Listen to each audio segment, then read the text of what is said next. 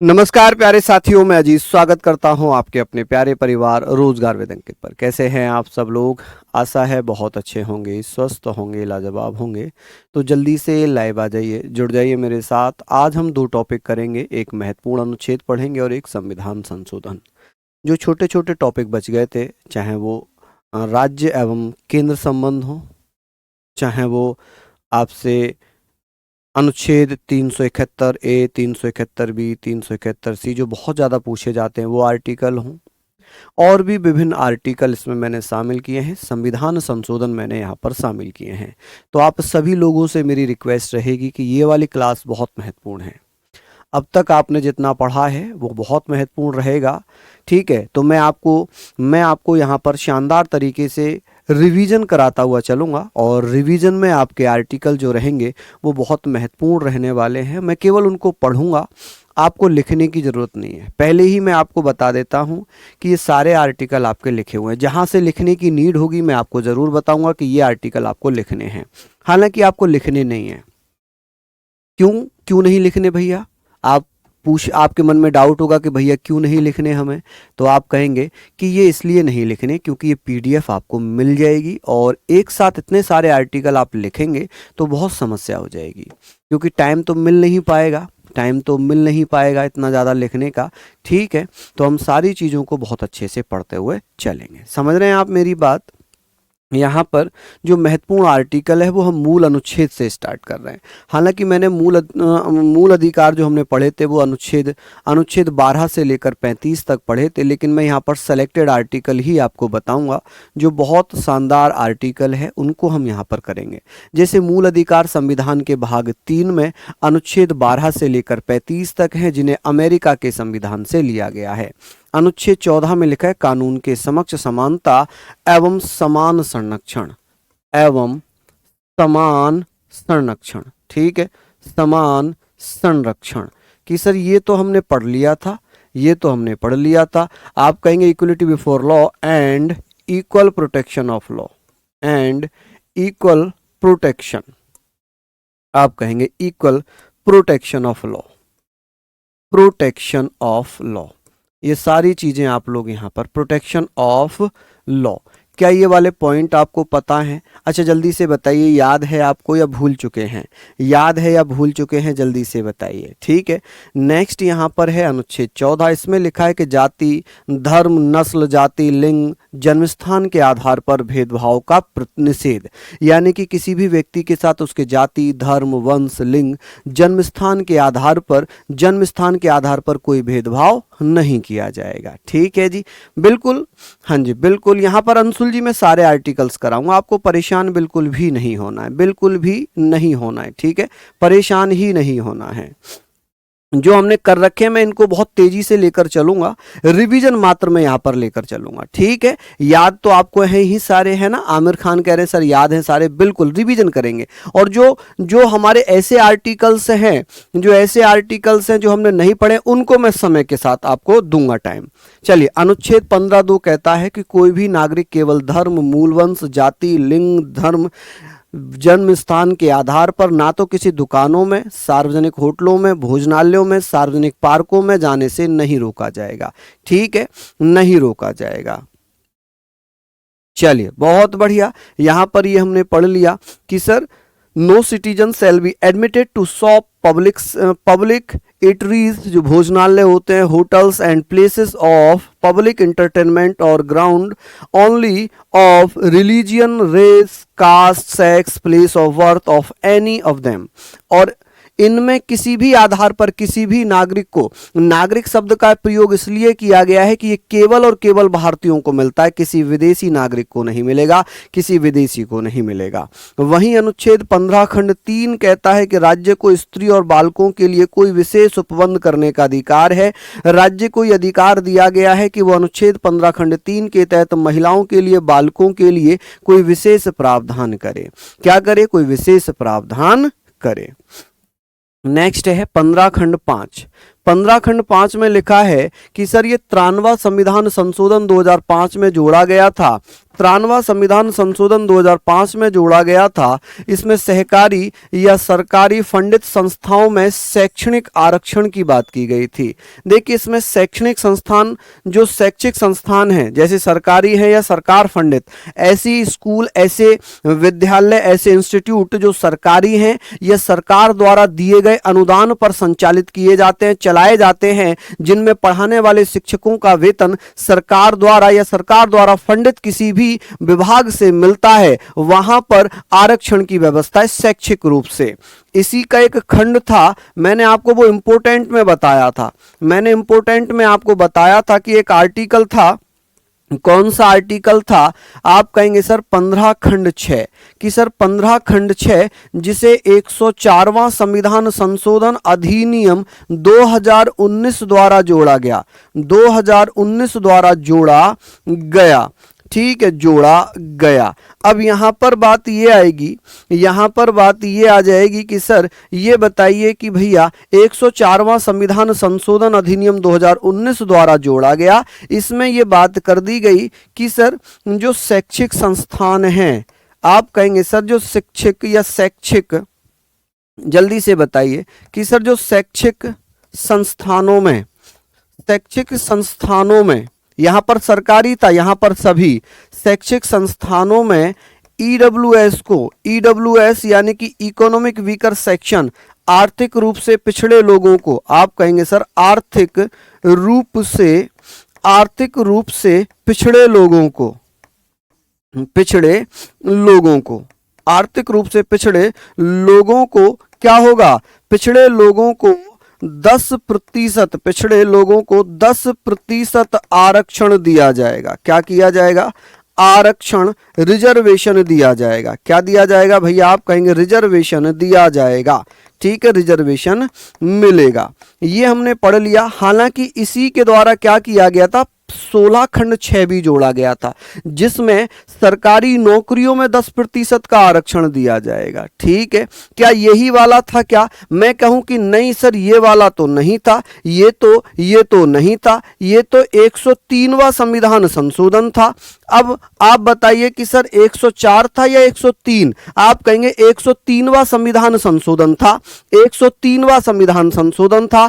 अब यहां पर मैंने गलत लिखा था, यहां पर मैंने 104 गलत लिखा। क्या किसी बच्चे ने विरोध किया? क्या किसी भैया ने, किसी बहन ने विरोध किया? अच्छा किया।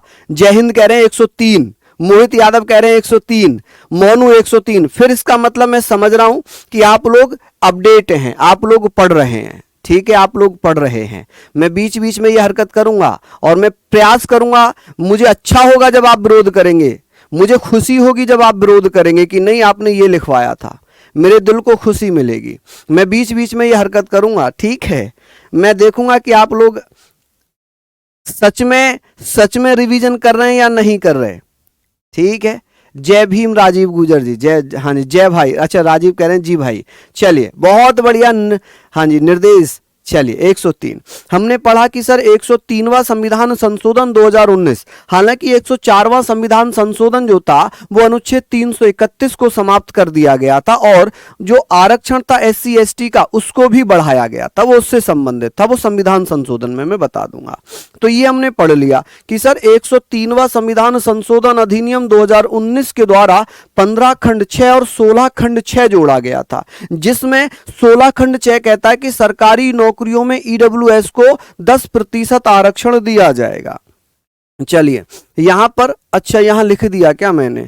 चलिए इसमें ये वाला आर्टिकल भी इंपॉर्टेंट है कि 16 खंड 6 का, 15 खंड 6 का कहता है कि खंड 4 और खंड 5 में उल्लेखित वर्गों से भिन्न नागरिकों के आर्थिक रूप से दुर्बल किन्हीं वर्गों की उन्नति के लिए कोई विशेष प्रावधान विशेष उपबंध करने से निवारित नहीं करेगी। इसका मतलब है shall not prevent the making of any special provision for the advancement of any economically weaker section of citizens other than the classes mentioned in clause 4 and clause 5। कि सर 15 खंड 6 15 खंड 6 क या 15 खंड 6 ए ये कहता है कि खंड 4 और खंड 5, 15 खंड 4 15 खंड 5 में उन लोगों का जिनका वर्णन है आर्थिक रूप से जो कमजोर हैं उनके लिए कुछ उनकी उन्नति के लिए विशेष प्रावधान किया जाएगा, तो कोई उसका विरोध नहीं करेगा।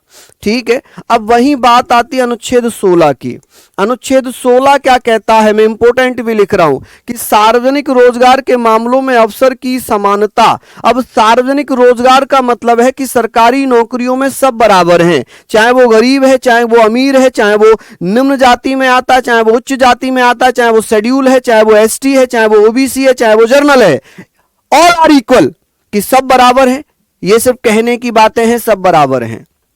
ठीक है, क्यों मैं ऐसा कह रहा हूं, क्योंकि 16 खंड 4 इसका विरोध करता है। 16 खंड 4 इसका विरोध करता है। 16 खंड 4 कहता है कि राज्य को यह अधिकार दिया गया है कि वह राज्य में जनसंख्या के अनुपात में जिनका सरकारी नौकरियों में प्रतिनिधित्व कम है उनको आरक्षण दे सकता है।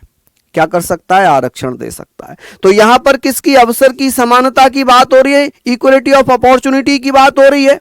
ठीक है, लेकिन 16 खंड 4 क्या कहता है, 16 खंड 4 कहता है कि राज्यों को पिछड़े हुए नागरिकों के किसी वर्ग के पक्ष में जिनका प्रतिनिधित्व राज्य की राय में राज्य के अधीन सेवाओं में पर्याप्त नहीं है, नियुक्तियों के पदों के आरक्षण के लिए उपबंध करने से निवारित नहीं करेगा, मतलब रोक नहीं लगाएगा। यह कहता है सिंपल भाषा में कि सरकारी नौकरियों में 16 खंड 4 में आरक्षण उन लोगों को दिया जाएगा जिनका प्रतिनिधित्व सरकारी नौकरियों में कम है या ना के बराबर है। यानी कि आरक्षण की व्यवस्था अनुच्छेद 16 खंड 4 में दी गई है। किस में दी गई है, 16 खंड 4 में दी गई है। ये वाली बातें आपको समझ में आ रही हैं, बताइए क्या ये वाली बातें आपको समझ में आ रही हैं। आगे बात करते हैं। लिखा हुआ है 16 खंड 6, हमने पढ़ा था कि सर इसे भी 103वें संविधान संशोधन के द्वारा जोड़ा गया है, कि सर 103वां संविधान संशोधन अधिनियम 2019 द्वारा जोड़ा गया। इसमें कहा गया है कि नागरिकों के आर्थिक रूप से दुर्बल किन्हीं वर्गों के पक्ष में जिनकी नियुक्ति और पदों में आरक्षण के लिए कोई भी उपबंध करने से निवारित नहीं करेगा, मतलब रोक नहीं लगाएगा, आरक्षण देगा। कि 16 खंड 4 किसके लिए, तो ये हमने बहुत अच्छे से पढ़ा था कि जो ईडब्ल्यूएस के लोग हैं, ईडब्ल्यूएस के लोगों को सरकारी नौकरियों में, किसमें, सरकारी नौकरियों में, बहुत शॉर्ट में लिख रहा हूं, सरकारी नौकरियों में, सरकारी नौकरियों में क्या करेगा भैया, 10% आरक्षण देगा, 10% आरक्षण देगा। क्या यहां तक आप लिखेंगे कि सर 10% आरक्षण देगा। चलिए, ये सारी बातें हमने लिखी हैं। अब बात आती है सर 17, अनुच्छेद 17 में लिखा है कि अस्पृश्यता का उन्मूलन, एबोलिशन ऑफ अनटचेबिलिटी, कि सर छुआछूत का अंत, अस्पृश्यता का अंत अनुच्छेद 17 में दिया हुआ है। अनुच्छेद 18 कहता है उपाधियों का उन्मूलन, कि कोई भी भारतीय नागरिक कोई भी उपाधि धारण नहीं करेगा, कोई भी भारतीय नागरिक जो है उपाधि धारण नहीं करेगा। उपाधियों का प्रतिबंध है, उपाधियों का उन्मूलन है, उपाधियों पर रोक लगी हुई है। वहीं आ जाता है अनुच्छेद 19। अनुच्छेद 19 में लिखा है अभिव्यक्ति की स्वतंत्रता आदि से संबंधित कुछ अधिकार का संरक्षण है। जैसे 19A में लिखा है भाषण और अभिव्यक्ति की स्वतंत्रता। अनुच्छेद 19 में भैया आपको प्रेस की आज़ादी है, आपको शांत रहने की आज़ादी है, आपको सूचना के अधिकार की आज़ादी, आपको जानने की आज़ादी है, इंटरनेट के प्रयोग की आज़ादी है। ठीक है, ये विभिन्न प्रकार की स्वतंत्रताएं अनुच्छेद 19(1)A में दी हुई हैं। क्या ये मैंने आपको कराए हैं, जल्दी से मुझे बताइए। ये रिवीजन मात्र में करा रहा हूं आपको, ठीक है, रिवीजन में करा रहा हूं। 19(1)B क्या कहता है, 19(1)B कहता है कि शांतिपूर्वक और बिना हथियारों के इकट्ठा होना, धरना देना, आंदोलन करना, ये हमारा और आपका अधिकार है। कि 19(1)B शांतिपूर्वक और बिना हथियारों के इकट्ठा होने की स्वतंत्रता है। वहीं 19(1)C में लिखा है संघ या संघ बनाने की स्वतंत्रता, फ्रीडम टू फॉर्म एसोसिएशन और यूनियन, कि भैया किसी भी एसोसिएशन को फॉर्म कर सकते हैं, बना सकते हैं। ये सारी बातें हमें पढ़ता है कि सर 19(1)C में कहता है संघ या एसोसिएशन, संघ, पार्टी वगैरह बनाने की स्वतंत्रता दी हुई है। वहीं 19 में कहा गया है कि भारत के पूरे क्षेत्र में, भारत में कहीं भी आने जाने की स्वतंत्रता किसमें दी हुई है? 19 में दी हुई है कि आप ऐसे स्थानों पर नहीं जा सकते जहां पर भारतीय सेना ने प्रतिबंध लगाया है, जहां पर भारतीय सेना ने प्रतिबंध लगाया। अनुराग वाजपेयी जी, अनुज जी कह रहे हैं कि औषधि सीरीज की पीडीएफ कहाँ मिलेगी? डल रही है पीडीएफ? औषधि सीरीज की पीडीएफ डल रही है, जो गूगल जो एप्लीकेशन है हमारा जहां पर फ्री क्लास नोट्स मिलता है वहां पर डली हुई है। ठीक है सर, इनको लिख लें या नहीं? यशपाल, लिखने की आवश्यकता नहीं है, ये तो सारा कुछ लिखा हुआ है आपका, ये तो सारा कुछ लिखा हुआ है। ठीक है सर, आपने ABCD, तो यहां पर देखिए क्या है, करा रहा हूं ना, सारे करा रहा हूं। मैंने 15 खंड 5 भी नहीं कराया था, 15 खंड 6A भी नहीं कराया था, लेकिन यहाँ तो करा रहा हूँ ना। ये तो डीप है, और डीप इसलिए करा रहा हूँ कि इंपॉर्टेंट आर्टिकल करा रहा हूँ, चैप्टर नहीं करा रहा हूँ। ठीक है, और इसमें बहुत सारे आर्टिकल मैंने स्किप भी किए होंगे। अनुच्छेद 19 भारत के राज्य क्षेत्र के किसी भी भाग में निवास करने और बसने की स्वतंत्रता दी गई है, कि भारत में आप कहीं भी बस सकते हैं, कहीं भी निवास कर सकते हैं, 19 में दी हुई है। ठीक है, चलिए ये सारी चीजें आप लोग यहां पर लिखेंगे। ठीक है, ये सारी बातें यहां पर लिखेंगे।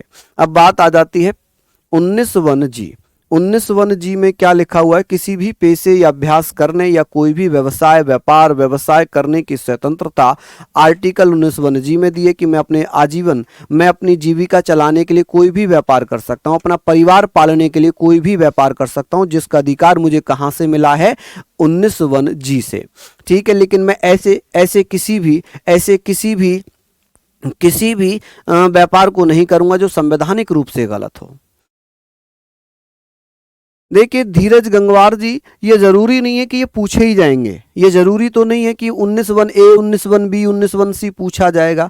इंपोर्टेंट आर्टिकल का मतलब होता है कि मैं एक एक आर्टिकल जो बहुत ज्यादा एग्जामों में पूछे जाते हैं मैं उनको करा रहा हूं।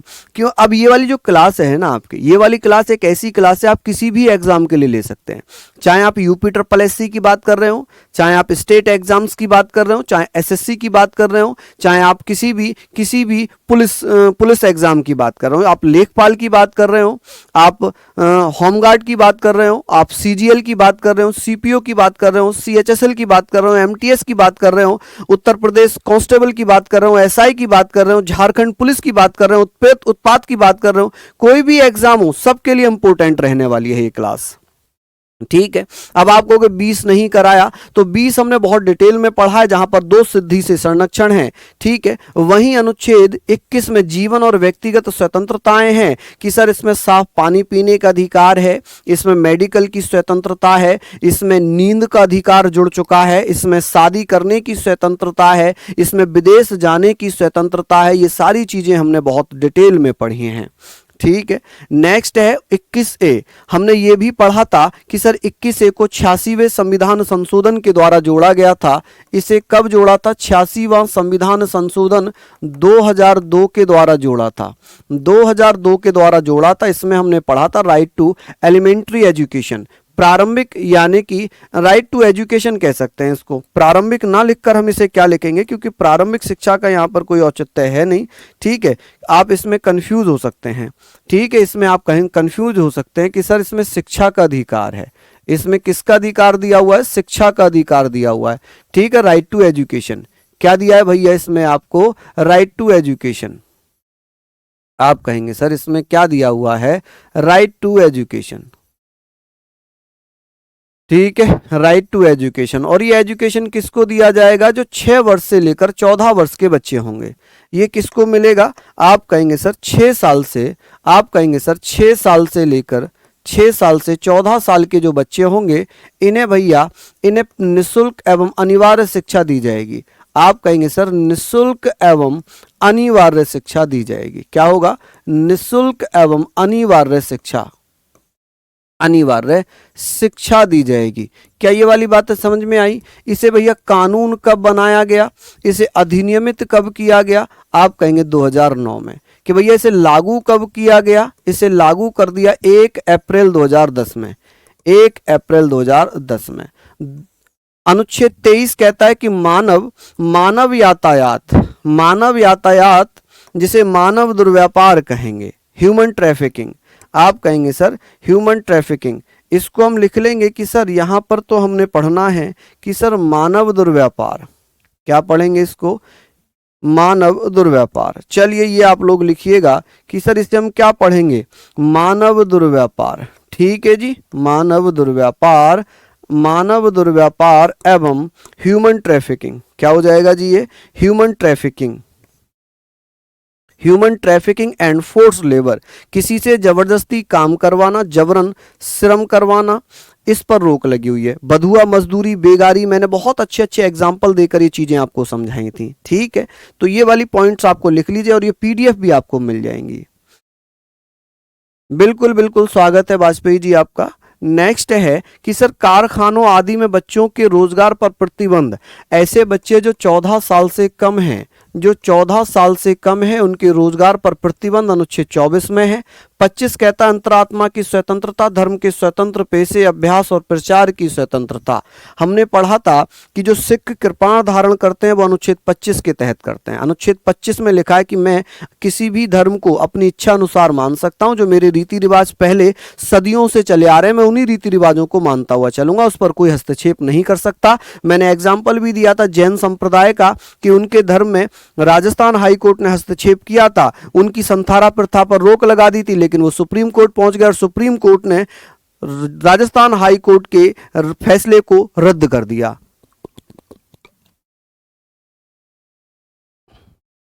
चलिए आगे बात करेंगे।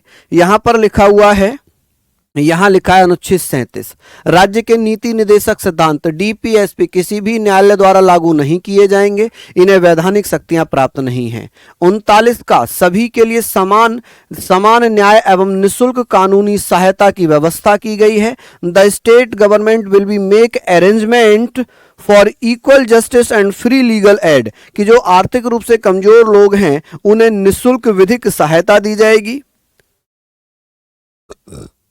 ठीक है, विधिक सहायता दी जाएगी, ये सारी चीजें होंगी कि सर सभी को समान रूप से न्याय मिले, चाहे अमीर है गरीब है कोई भी है XYZ, सभी को न्याय मिलेगा, लेकिन जो आर्थिक रूप से कमजोर हैं उन्हें निःशुल्क विधिक सहायता, कानूनी सहायता दी जाएगी।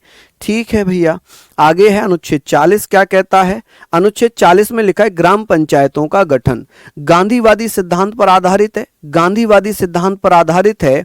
किस पे? गांधीवादी सिद्धांत पर आधारित कौन सा अनुच्छेद है जो सबसे ज्यादा पूछा जाता है? अनुच्छेद 40 है कि सर यहां पर हमने बातें करनी है कि ग्राम पंचायतों का गठन अनुच्छेद 40 है, और 40 कौन से सिद्धांत पर आधारित है? गांधीवादी सिद्धांत पर आधारित है।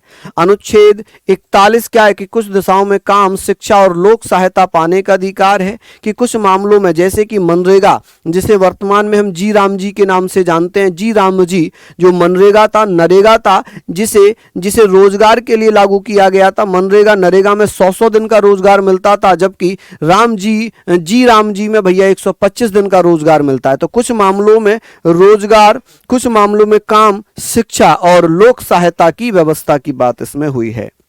वहीं अनुच्छेद 42 क्या कहता है? अनुच्छेद 42 कहता है कि काम करने की न्याय संगत मानवीय दशाएं, न्याय संगत और मनोचित दशाएं, मानवोचित दशाएं तथा प्रसूति सहायता का उपबंध। यानी कि अनुच्छेद 42 में लिखा है कि ऐसी स्थितियां हो जहां पर मनुष्य काम कर सके और ऐसी व्यवस्थाएं की जाएं, जो कोई महिला गर्भवती है तो उसके लिए कुछ विशेष प्रावधान किए जाएं। ये अधिकार किसमें है? ये अधिकार किसमें दिया हुआ है? तो अनुच्छेद 42 में। ठीक है, अनुच्छेद 43 क्या कहता है कि कर्मकारों के लिए निर्वाह मजदूरी, कि भैया जो मजदूर हैं उन्हें इतना वेतन, इतनी मजदूरी दी जाए जिससे कि उनका जीवन यापन हो पाए। ठीक है, उन्हें कम से कम इतना वेतन तो एक दिन में मिल पाए जिससे उनका पेट भर पाए। तो ये अनुच्छेद 43 में दिया गया है। किसमें? 43 में। अनुच्छेद 44 क्या कहता है? अनुच्छेद 44 में लिखा है नागरिकों के लिए समान नागरिक संहिता। और हमें यह भी पता था कि सर पहला राज्य से लागू करने वाला कौन सा था जी? गोवा। कौन सा था? गोवा। और आजादी के बाद आप कहेंगे सर आजादी के बाद इसे किसने लागू किया है? आजादी के बाद इसे किसने लागू किया? आजादी के बाद इसे लागू किया है किसने भैया? आप कहेंगे सर आजादी के बाद इसे लागू करने वाला पहला राज्य बना है, क्या नाम है उसका? आप कहेंगे सर आजादी के बाद पहला राज्य है उत्तराखंड। ठीक है, वहीं हम बात करेंगे अनुच्छेद 45, इसमें लिखा है 6 वर्ष से कम आयु के बच्चों के लिए प्रारंभिक बाल अवस्था और देखभाल और शिक्षा का प्रावधान। देखिए आपने पढ़ा होगा आंगनवाड़ी केंद्रों में बच्चे पढ़ने जाते हैं जो 6 साल से कम है, सरकारी स्कूलों में पढ़ने जाते हैं जो 6 साल से कम है, ठीक है। तो ये व्यवस्था कौन से आर्टिकल में है? आप कहेंगे अनुच्छेद 45 में। किस में? अनुच्छेद 45 में लिखा है कि 6 वर्ष से कम आयु के बच्चों के लिए प्रारंभिक बाल्यावस्था, देखरेख और शिक्षा का प्रावधान। पूरी पॉलिटी आज मैं रिवाइज करा दूंगा। ये पूरी पॉलिटी का निचोड़ है आज की क्लास, ठीक है, पूरी पॉलिटी का निचोड़ है आज की क्लास। नेक्स्ट है, यहां पर हम पढ़ रहे हैं अनुच्छेद 48। अनुच्छेद 48 में क्या लिखा था? इसमें लिखा है कृषि एवं पशुपालन संगठन, agriculture and animal husbandry organisation. कि सर अनुच्छेद 48 में लिखा है कि कृषि एवं पशुपालन, गौवंश की हत्या पर रोक, गौवंश की हत्या पर रोक, ठीक है। अनुच्छेद 48 का क्या कहता है? 48A क्या कहता है? पर्यावरण, वन तथा वन्य जीवों की सुरक्षा, पर्यावरण, वन तथा वन्य जीवों की रक्षा, protection of environment, forest and wild animals, इनकी रक्षा किसमें? 48A में। अनुच्छेद 53 कहता है कि संघ की कार्यपालिका की शक्तियां, संघीय कार्यपालिका की शक्तियां राष्ट्रपति में होंगी। राष्ट्रपति इन शक्तियों का प्रयोग भैया कैसे करेगा? इन शक्तियों का प्रयोग राष्ट्रपति स्वयं या संघीय मंत्री परिषद की सलाह पर करेगा। ये राष्ट्रपति में मैंने आर्टिकल कराए थे ना। क्या हुआ भाई, क्लास क्यों नहीं चल रही? अरे क्लास तो कंटिन्यू चल रही है जी, क्लास चल रही है ना, बताइए। बिल्कुल मुन्ना चौहान जी, ये सारी चीजें हमने पढ़ ली, सारी चीजें हमने यहां पर बातें कर ली। नेक्स्ट है कि सर अनुच्छेद 60 में क्या लिखा है? अनुच्छेद 60 कहता है राष्ट्रपति की शपथ, और राष्ट्रपति को शपथ कौन दिलाता है? आप कहेंगे सुप्रीम कोर्ट का मुख्य न्यायाधीश। सुप्रीम कोर्ट के मुख्य न्यायाधीश के द्वारा राष्ट्रपति को शपथ दिलाई जाती है। वहीं अनुच्छेद 61 कहता है राष्ट्रपति पर महाभियोग, जब राष्ट्रपति संविधान के पद पर रहते हुए, संवैधानिक पद पर रहते हुए अपने पद का दुरुपयोग करता है, ऐसी स्थिति में उसे हटाने की एक प्रक्रिया चलाई जाती है जिसे महाभियोग, इंपीचमेंट कहते हैं। यह प्रक्रिया हमने कहां से ली है? अमेरिका के संविधान से। कहां से? अमेरिका। आप मेरे साथ रिवीजन करते हुए चलिए, मेरे साथ बोलते हुए चलिए कि महाभियोग प्रक्रिया, महाभियोग की व्यवस्था कहां से ली? अमेरिका से। कौन से आर्टिकल में? 61 में। किस पे चलाई जाती है? राष्ट्रपति पर। महाभियोग जो संवैधानिक रूप से केवल और केवल राष्ट्रपति पर प्रयोग की जाती है। आम भाषा में हम कहते हैं कि उपराष्ट्रपति को भी हटा रहे हैं, सुप्रीम कोर्ट के न्यायाधीशों को भी हटा रहे हैं, हाई कोर्ट के न्यायाधीशों को भी हटा रहे हैं, जो चुनाव आयुक्त हैं, मुख्य चुनाव आयुक्त, उन्हें भी हटा रहे हैं, ठीक है। तो वो सब संवैधानिक रूप से सही नहीं है। क्यों? क्योंकि संविधान में महाभियोग केवल राष्ट्रपति के लिए लिखा है। चलिए, धीरज गंगवार कह रहे हैं सर ऐसा लग रहा है पॉलिटी बहुत आसान है। अरे वाह। दीपक कह रहे हैं भाई जी पॉलिटी पढ़ाने का तरीका बेहतरीन है। 61 बिल्कुल धैर्य प्रताप जी। 61 अमेरिका से महाभियोग राष्ट्रपति, अरे गजब। चलिए, अनुच्छेद 64 में लिखा है कि उपराष्ट्रपति राज्यसभा का पदेन सभापति होगा। यहां पर सभापति शब्द का प्रयोग मत करना, यहां पर करना पदेन अध्यक्ष होगा। क्या होगा जी? यहां पर पदेन अध्यक्ष, क्योंकि यहां पर अध्यक्ष शब्द का प्रयोग हुआ है संविधान में। किसका? अध्यक्ष। पदेन सभापति, अगर पदेन सभापति लिखा होता तो यहां पर 89 हो जाता। नेक्स्ट है 66 में लिखा है उपराष्ट्रपति का निर्वाचन। उपराष्ट्रपति के निर्वाचन में कौन हिस्सा लेता है? आप कहेंगे उपराष्ट्रपति के निर्वाचन में कौन? संसद के सभी सदस्य हिस्सा लेते हैं। सभी सदस्य, चाहे वो मनोनीत सदस्य हो चाहे वो इलेक्टेड सदस्य हो। अनुच्छेद 72 में क्या लिखा है? क्षमादान की शक्तियां। किसकी? राष्ट्रपति की। आप कहेंगे सर राष्ट्रपति की क्षमादान की शक्तियां, राष्ट्रपति की क्षमादान की शक्तियां। वहीं 76 में लिखा है कि महान्यायवादी की नियुक्ति, महान्यायवादी की नियुक्ति कौन करेगा जी? महान्यायवादी की नियुक्ति आप कहेंगे सर राष्ट्रपति करेगा। कौन करेगा जी? राष्ट्रपति करेगा। महान्यायवादी की नियुक्ति किसके द्वारा की जाएगी? राष्ट्रपति के द्वारा की जाएगी, ठीक है। ये संवैधानिक पद है। वही बात आती है अनुच्छेद 77। अनुच्छेद 77 क्या कहता है? भारत सरकार के कार्यों का संचालन, यानी कि भारत सरकार के जितने भी काम होंगे वो राष्ट्रपति के नाम से किए जाएंगे। हमने पढ़ा है ना, संचालन राष्ट्रपति के नाम से होंगे। भारत सरकार के समस्त कार्य राष्ट्रपति के नाम से हुए माने जाएंगे या किए माने जाएंगे। ठीक है जी। चलिए, अनुच्छेद 78 कहता है राष्ट्रपति को जानकारी देने के प्रधानमंत्री के कर्तव्य है, यानी कि ड्यूटी ऑफ प्राइम मिनिस्टर। अनुच्छेद 78 में लिखा है कि राष्ट्रपति को प्रधानमंत्री भारत सरकार के कार्यों की सूचना देता है, ये उसका कर्तव्य है। ये क्या है जी? उसका कर्तव्य है। अजीत चौहान जी बहुत बढ़िया। धैर्य जी, महान्यायवादी का कार्यकाल राष्ट्रपति के प्रसाद पर्यंत, जब तक राष्ट्रपति चाहेंगे। आशीष जी बहुत शानदार। ठीक है, यहां पर हमने लिख लिया। चलिए बहुत बढ़िया। हम बात करेंगे सर अनुच्छेद 93। अनुच्छेद 93 में लिखा है लोकसभा अध्यक्ष और उपाध्यक्ष कि सर लोकसभा में एक स्पीकर होगा और एक डिप्टी स्पीकर होगा। कि सर लोकसभा में जो पहले अध्यक्ष थे उनका नाम था जीवी मावलंकर, वर्तमान में है ओम बिड़ला। लोकसभा में पहले उपाध्यक्ष थे अनंत सैनम आयंगर, लेकिन वर्तमान में उपाध्यक्ष का पद खाली है। ठीक है, वर्तमान में उपाध्यक्ष का पद खाली है। सारे ही इंपोर्टेंट आर्टिकल करा रहा हूं सचिन कुमार जी, सारे ही। ठीक है जी, बताइए। यहां पर मैंने छोड़ रखे ना, बहुत सारे आर्टिकल छोड़ रखे हैं, जो इंपोर्टेंट होंगे वही कराऊंगा आप लोगों को। आगे बात आ गई सर अनुच्छेद 123 में राष्ट्रपति को अध्यादेश जारी करने की शक्ति है कि कौन से आर्टिकल में राष्ट्रपति अध्यादेश जारी कर सकता? अनुच्छेद 123 में। अनुच्छेद 124 में लिखा है कि उच्चतम न्यायालय की स्थापना और गठन, कि सर सुप्रीम कोर्ट का गठन कौन से आर्टिकल में किया जाएगा? अनुच्छेद 124 में। वहीं अगर राष्ट्रपति ना हो तो उसकी अनुपस्थिति में कार्यवाहक मुख्य न्यायाधीश की नियुक्ति राष्ट्रपति के द्वारा की जाएगी।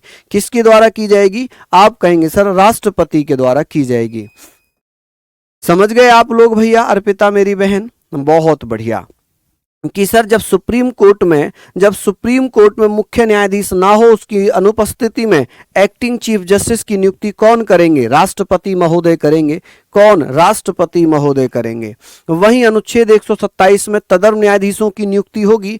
तदर्व न्यायाधीशों की नियुक्ति कब की जाती है? जब सुप्रीम कोर्ट में बैठकों के लिए एक निश्चित संख्या पूरी ना हो। जजों की संख्या पूरी ना होने के कारण सुप्रीम कोर्ट के मुख्य न्यायाधीश के द्वारा राष्ट्रपति से सलाह लेकर राष्ट्रपति की पूर्व सलाह पर मुख्य न्यायाधीश तदर्व न्यायाधीशों की नियुक्ति, अपॉइंटमेंट ऑफ एडॉक जजेस की अपॉइंटमेंट सुप्रीम कोर्ट में अनुच्छेद 127 के तहत की जाती है, 127। वहीं हम यहां पर बात करें, जय सरस्वती मां नितिन कुमार, हम यहां पर बात करेंगे अनुच्छेद 128 कहता है कि उच्चतम न्यायालय में बैठकों में सेवानिवृत्त न्यायाधीशों की उपस्थिति। यहां पर आप कहेंगे सर बैठकों की बात नहीं होगी, यहां बात किसकी होगी? जब वृद्धि बढ़ जाए, जब भैया कार्य बढ़ जाए। ठीक है, न्यायालय में सेवानिवृत्त न्यायाधीशों की उपस्थिति, प्रेजेंस ऑफ रिटायर्ड जजेस इन द मीटिंग्स। आप कहेंगे सर यहां पर आप बताइएगा कि भैया इन द सुप्रीम कोर्ट, और ये कब किया जाता है? ये कब किया जाएगा? जब भैया वर्कलोड बढ़ जाता है। जब क्या होता है? आप कहेंगे सर कार्य बढ़ जाए, जब कार्य बढ़ जाए, बढ़ जाने पर। चलिए अब बात आ गई साहब, यहां पर आप कहेंगे अनुच्छेद 129 उच्चतम न्यायालय का विलेख न्यायालय होगा। उच्चतम न्यायालय का विलेख न्यायालय होना, द कोर्ट ऑफ रिकॉर्ड होना, कि सुप्रीम कोर्ट की जितनी भी कार्यवाहियां होंगी वो सब इसी में की जाएंगी।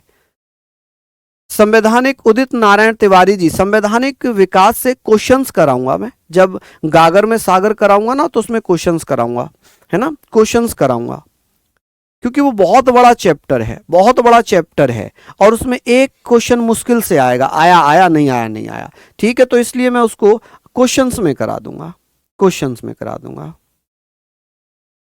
ठीक है, अब ये वाली बातें हमने पढ़ ली। नेक्स्ट है अनुच्छेद 148 क्या कहता है? अनुच्छेद 148 में लिखा है कि नियंत्रक महालेखा परीक्षक की नियुक्ति शपथ पद से हटाए जाने की प्रक्रिया का वर्णन करता है, जो उच्चतम न्यायालय के न्यायाधीश के समान है। देखिए अनुच्छेद 148 में नियुक्ति दे दी, शपथ दे दी, पद से हटाए जाने की व्यवस्था दे दी। वहीं अनुच्छेद 149 में कैग के कार्य दे दिए। मैंने आपको कितने अच्छे एग्जाम्पल देकर समझाया था कि होली के खर्चों के लिए पिताजी ने इतने रुपए दिए थे और वो बच्चा इतने रुपए खर्च कराया, इतने रुपए उसने ऐसे खर्च कर दिए, हिसाब बनाया, सब बताया था ना। तो आप कहेंगे सर कैग के कर्तव्यों और शक्तियों को परिभाषित करता है, जो संसद के कानून द्वारा निर्धारित किए जाते हैं, जो संसद के कानून द्वारा निर्धारित किए जाते हैं। वहीं अनुच्छेद 150 में केंद्र राज्यों के खातों के प्रारूप के संबंधित है, जिसे सीएजी द्वारा निर्धारित किया जाता है। यानी कि अनुच्छेद 150 में कैग के द्वारा लेखाओं का प्रारूप तैयार किया जाता है और 151 में कैग अपनी रिपोर्ट के रूप में राष्ट्रपति को पेश करता है, राज्यों में राज्यपाल को पेश करता है, राष्ट्रपति संसद में उसको पेश करेगा, राज्यपाल उसे विधानमंडल में पेश करेगा। ठीक है, कहां पर? विधानमंडल में पेश करेगा।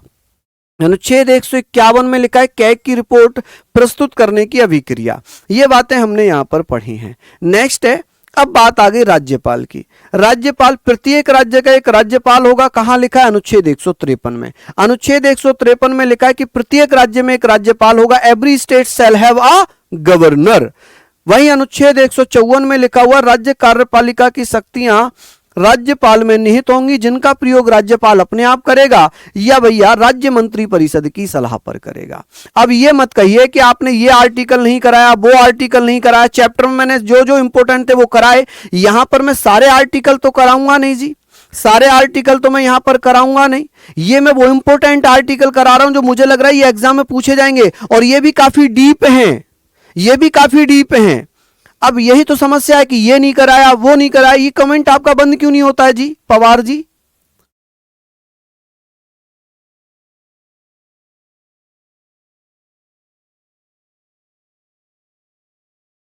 चलिए, प्रियंका मेरी बहन, औषधि सीरीज की पीडीएफ ना क्लास एप्लीकेशन पर जो फ्री क्लास नोट्स है ना वहां पर मिलेगी। एक बार बताओ ना कहां पर डली हुई है, दिखाओ मुझे, मैं एक बार समझा देता हूं इन बच्चों को। देखिए, जैसे ये आपका एप्लीकेशन है? जैसे ये आपका एप्लीकेशन आपको दिख रहा है, जैसे ही आप यहां पर आते हैं, दिख रही है ना, जैसे ये फ्री क्लास नोट दिख रहा है, अच्छा पीडीएफ क्लास नोट्स, देखिए यहां पर पेड है, यहां पर फ्री है, यहां वीकली है, यहां बुक्स है, यहां पीडीएफ क्लास नोट्स है। पीडीएफ क्लास नोट्स में गए और यहां पर देखिए रेलवे एग्जाम है और यहां पर सारी चीजें हैं। जब आप आएंगे किसमें? आरडब्ल्यू स्टेट एग्जाम में। कहां पर? आरडब्ल्यू स्टेट एग्जाम में। यहां पर आप क्लिक करेंगे, जैसे ही आप क्लिक कर रहे हैं, जैसे ये बजट है, ये गंगोत्री सीरीज है, ये कृषि है, यहां पर झारखंड है, यहां हरियाणा है, ऐसे ही करके औषधि सीरीज कहां है? बिहार औषधि सीरीज।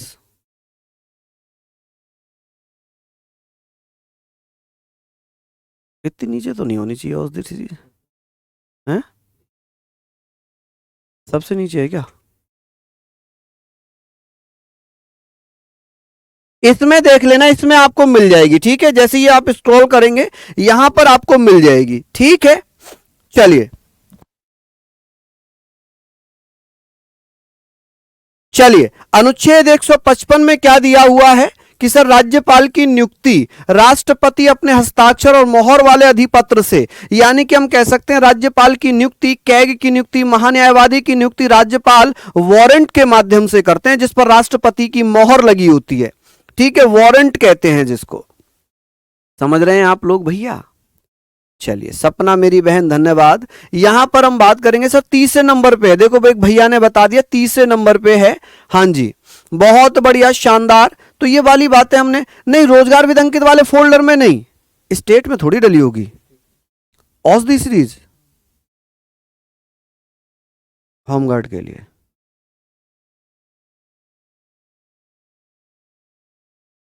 रोजगार विदंकित पे भैया आरडब्ल्यू स्टेट एग्जाम पर नहीं, रोजगार विदंकित वाले फोल्डर में मिलेगी, वो तीसरे नंबर पे। देखो ये डला हुआ है। हाँ देखिए, जैसे रोजगार विदंकित खोला और वैसे तीसरे नंबर पे आ गए, तो यहां पर डली हुई है औषधि सीरीज। ठीक है, चलिए हमने ये वाली बातें कर ली। अनुच्छेद 156 में लिखा राज्यपाल राष्ट्रपति के प्रसाद पर्यंत पद धारण करता है और अपने पद त्यागने के लिए राष्ट्रपति को संबोधित कर हस्ताक्षर सहित अपना त्याग पत्र दे सकता है। क्या कर सकता है जी? त्याग पत्र दे सकता है। तो हमने यहां पर पढ़ लिया जी, त्याग पत्र दे सकता है। चलिए, बहुत शानदार। आगे हम बात करेंगे अनुच्छेद 156 हमने पढ़ ही लिया कि नेक्स्ट क्या है। नेक्स्ट यहां पर भैया कि राष्ट्रपति प्रसाद पर्यंत पद धारण करेगा और त्याग पत्र भी दे देगा। 57 में क्या है, 157 में राज्यपाल की योग्यताएं, भारत का नागरिक हो, 35 वर्ष की आयु पूरी कर चुका हो, लाभ के पद पर ना हो, दिवालिया ना हो, है ना, बैंक करप्ट ना हो। ठीक है। 159 में राज्यपाल द्वारा शपथ ग्रहण करने का प्रावधान है। राज्यपाल को शपथ हाई कोर्ट का मुख्य न्यायाधीश दिलाता है। कौन? हाई कोर्ट का मुख्य न्यायाधीश दिलाता है। ठीक है जी, ये वाली बातें हमने पढ़ी।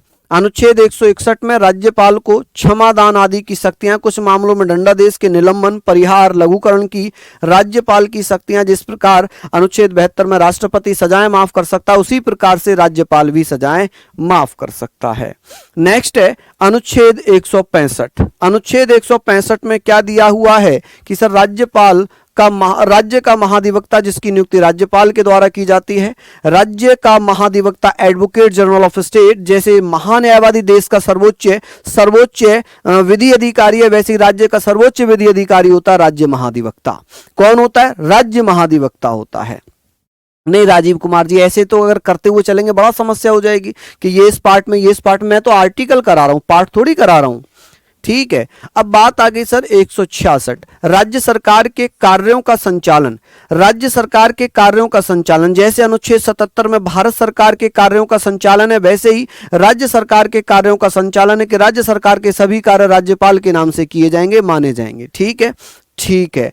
अनुच्छेद 167 में क्या लिखा है? राज्यपाल को जानकारी देने आदि के संबंध में मुख्यमंत्री के कर्तव्य है। जैसे अनुच्छेद 78 में प्रधानमंत्री के कर्तव्य है कि भारत सरकार के कार्यों की सूचना वो राष्ट्रपति को दे, वैसे ही मुख्यमंत्री के कर्तव्य 167 में है कि वह राज्य सरकार के कार्यों की सूचना राज्यपाल को दे। किसको दे जी? राज्यपाल को दे। हाँ जी, बहुत बढ़िया। यहां पर हम बात कर रहे हैं अनुच्छेद 213, राज्यपाल को अध्यादेश जारी करने की शक्ति। राज्यपाल को अध्यादेश जारी करने की शक्ति है किसमें भैया? 213 में। केंद्र राज्य संबंध, अब केंद्र राज्य संबंध से संबंधित आर्टिकल है, मोस्ट इंपोर्टेंट आर्टिकल है अनुच्छेद, इसको इंपोर्टेंट मान लीजिए 253। संसद को भारत के संपूर्ण क्षेत्र या उसके किसी भी भाग के लिए कानून बनाने का एकमात्र अधिकार है। कि सर केंद्र राज्य संबंध में अनुच्छेद आता है 253, यह कहता है कि सर कि संसद को भारत के संपूर्ण क्षेत्र या उसके किसी भी भाग के लिए कानून बनाने का अधिकार है। क्या है जी? कानून बनाने का अधिकार है। चलिए, बहुत बढ़िया रजनीश जी, ये सारी चीजें आप लिखिए कि parliament has the sole power to make laws for the whole और any part of the territory of India. कि भारत में किसी भी क्षेत्र के लिए क्या हो सकता है जी? तो आप कहेंगे सर क्या हो सकता है? कानून बना सकती है। नेक्स्ट है वित्त आयोग। देखिए वित्त आयोग की बात हो गई, अनुच्छेद 280। वित्त आयोग यहां पर पढ़ेंगे सर राज्यपाल के द्वारा, राष्ट्रपति के द्वारा, तो आप कहेंगे राष्ट्रपति के द्वारा। चलिए देखिए यहां पर ना एक आर्टिकल मैं और ऐड कर दूं, यहां पर एक और इंपॉर्टेंट आर्टिकल में आता है अनुच्छेद 263। अनुच्छेद 263 में क्या लिखा? ये इंपॉर्टेंट आर्टिकल है इसलिए लिख रहा हूं अनुच्छेद 263। तो 253 के बाद लिख लेना 263। ठीक है, क्या लिख लेना? 263 लिख लेना। अनुच्छेद 263 में क्या लिखा हुआ है? आप कहेंगे सर राष्ट्रपति को अंतरराज्यीय परिषद बनाने का अधिकार है। आप कहेंगे सर अंतरराज्यीय परिषद, अंतरराज्यीय परिषद बनाने का अधिकार है। परिषद, अंतरराज्यीय परिषद राष्ट्रपति द्वारा बनाए जाएंगे। किसके द्वारा? राष्ट्रपति द्वारा बनाए जाएंगे। राष्ट्रपति द्वारा बनाई जाएंगी। ठीक है जी, राष्ट्रपति द्वारा बनाई जाएंगी ताकि राज्यों में आपस में मतभेद ना हो। ठीक है, जांच, जो विवाद है उनकी जांच हो सके, विचार विमर्श किया जा सके। ठीक है, ये सारी चीजें इंपॉर्टेंट हैं और ये जो है सरकार या आयोग की सिफारिश पर गठित की गई थी। तो आप कहेंगे सर पहली जो अंतरराज्यीय परिषद थी इसका गठन 1990 में किया गया था। तो प्रथम अंतरराज्यीय परिषद जो 1990 में बनी थी सरकार या आयोग की सिफारिश पर। आप कहेंगे सरकारिया आयोग, सरकारिया आयोग की सिफारिश पर, आयोग की सिफारिश पर। सिफारिश पर, सरकार या आयोग की सिफारिश पर। क्या यहां तक आपने लिख लिया? नेक्स्ट है कि सर अनुच्छेद 312 अखिल भारतीय सेवाएं, कि सर अखिल भारतीय सेवाएं एक होता है आईएएस, एक होता है आईपीएस, एक होता है आईएफएस। ठीक है, संसद को अधिकार है कि वह अखिल भारतीय सेवाओं का सृजन कर सकती है। अनुच्छेद 315 यूपीएससी संघ लोक सेवा आयोग, ये किस में आता है? संघ लोक सेवा आयोग संविधान के भाग 14 में, भाग 14 में अनुच्छेद 315 से लेकर 323 तक दिया हुआ है कि संघ और राज्यों के लिए लोक सेवा आयोगों का के गठन का प्रावधान है कि सर संघ लोक सेवा आयोग, राज्य लोक सेवा आयोग का गठन किया जाएगा अनुच्छेद 315 में। ठीक है भाई, 316 में क्या लिखा हुआ है? 316 में लिखा है सदस्यों की नियुक्ति और उनके कार्यकाल से संबंधित प्रावधान, कि सर कार्यकाल कितना होगा, टेन्योर कितना होगा, 6 साल या 65 साल, जो भी पहले हो ये अध्यक्ष का होगा, ये अध्यक्ष का जो अन्य होंगे 6 साल या 62 साल, जो भी पहले हो इनको आप लोग लिख लेना। ठीक है जी, इनको आप लोग लिख लीजिएगा। बात आती है कि सर अनुच्छेद 320 में क्या लिखा है? आयोग के कर्तव्यों और कार्यों को परिभाषित किया गया, जैसे परीक्षाओं का संचालन करना, नियुक्तियां करवाना। जैसे देखिए हमने पढ़ा कि सर यूपीएससी के एग्जाम करवाना, ठीक है, सिलेक्शन करना और उनको राष्ट्रपति के पास भेजना कि जी इनकी नियुक्ति करिए, ये इनकी नियुक्ति होगी। समझ रहे हैं आप मेरी बात? समझ रहे हैं आप मेरी बात? हाँ जी, 323 ही तो है ये, 315 से 323 ही तो लिखा है मैंने। हाँ जी, बहुत बढ़िया जी, बहुत बढ़िया अंकित जी, बिल्कुल भैया बिल्कुल, हाँ 323 है। देखिए 323 लिखा है मैंने, 315 से 323। चलिए आगे बात करते हैं, ये सारे पॉइंट हमने लिख लिए यहां पर। नेक्स्ट है कि 322 अनुच्छेद 322 में क्या लिखा है? आयोग के व्यय को परिभाषित करता जो भारत की संचित निधि पर भारित हैं। अनुच्छेद 322 में क्या लिखा है? 322 में लिखा है कि भैया जो यूपीएससी के एसपीएससी के खर्चे हैं उनको किस पर भारित हैं? वो भारत की संचित निधि पर, भारत की संचित निधि पर। वहीं अनुच्छेद 338 में है राष्ट्रीय अनुसूचित जाति आयोग के गठन का प्रावधान, national commission for scheduled caste. ठीक है, अनुसूचित जाति को शेड्यूल्ड कास्ट कहते हैं। Provision for the formation of national commission for scheduled caste. ठीक है, वही हमने पढ़ा अनुच्छेद, ये इंपॉर्टेंट है जी, ये मोस्ट इंपॉर्टेंट है जी। ये क्या है जी? आप कहेंगे सर मोस्ट इंपॉर्टेंट है, मोस्ट इंपोर्टेंट आर्टिकल है ये, 338 कह लें या भैया ये जो है ना सब, ये सब इंपोर्टेंट हैं, ये सब इंपोर्टेंट हैं कि सर 338A, जिसे भैया यहां पर हम कहेंगे भारतीय संविधान में राष्ट्रीय अनुसूचित जनजाति आयोग से संबंधित है। ये जनजाति आयोग से national commission for scheduled tribes in the Indian constitution, भारतीय संविधान में अनुच्छेद 338A, जिसे बाद में जोड़ा गया था।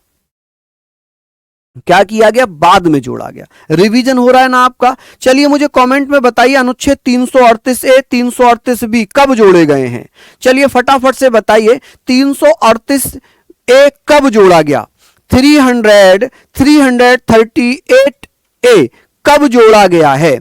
बहुत बढ़िया, शानदार, लाजवाब। तो हम कहेंगे सर ये हमारे संविधान में नहीं था, इसे 89वें संविधान संशोधन, आप कहेंगे सर 89 कॉन्स्टिट्यूशनल 2003 में जोड़ा गया। कब?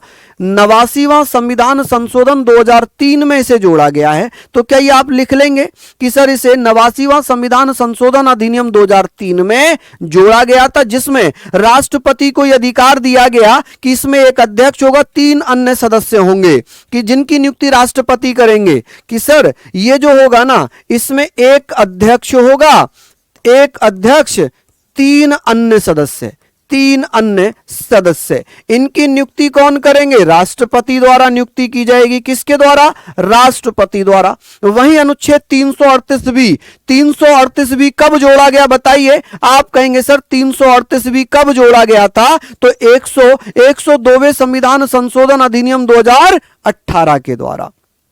ठीक है, आप कहेंगे सर 102वां संविधान संशोधन 2018, ठीक है, इसके माध्यम से क्या कहा गया, इसमें कहा गया कि भैया राष्ट्रीय पिछड़ा वर्ग आयोग का गठन किया जाएगा।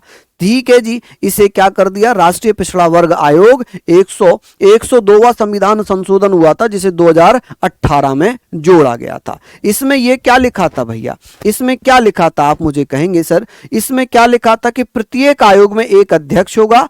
ठीक है, एक अध्यक्ष, हाँ जी, 3 अन्य सदस्य होंगे जी, ये लिख लेना आप लोग, बहुत बढ़िया जी। चलिए, तो ये भैया जोड़ दिया गया। नेक्स्ट है अनुच्छेद 343, क्या लिखा है जी इसमें, 343 में संघ की राजभाषा हिंदी और लिपि देवनागरी है। ठीक है, कल हमने पढ़ा था 344 में राजभाषा पर आयोग और संसदीय समिति का गठन है, ये तो हमने कल ही पढ़ा है। ठीक है, यहां पर हमने पढ़ लिया अनुच्छेद 345, किसी भी राज्य द्वारा एक या एक से अधिक भाषाओं को अपनी राजभाषा के रूप में मान्यता देना। 346 में लिखा है संघ और राज्यों के बीच या राज्यों के बीच पत्राचार के लिए राजभाषा कम्युनिकेशन की भाषा है कि संघ और राज्य किस भाषा में बात कर रहे हैं, राज्य आपस में किस भाषा में बात कर रहे हैं। वहीं एक 347 में लिखा है किसी भी राज्य की जनसंख्या के एक वर्ग द्वारा बोली जाने वाली भाषा के संबंध में विशेष प्रावधान। यदि किसी राज्य क्षेत्र में किसी भाषा को ज्यादा संख्या में बोला जाता है और वो ये मांग करते हैं कि इस भाषा को मान्यता दी जाए तो राष्ट्रपति उस भाषा को मान्यता दे सकते हैं, रिकॉग्नाइज कर सकते हैं। ठीक है, किसी भी राज्य की जनसंख्या या जनसंख्या के एक वर्ग के द्वारा यदि भाषा बहुत ज्यादा संख्या में बोली जाती है तो उसे राष्ट्रपति मान्यता दे सकते हैं।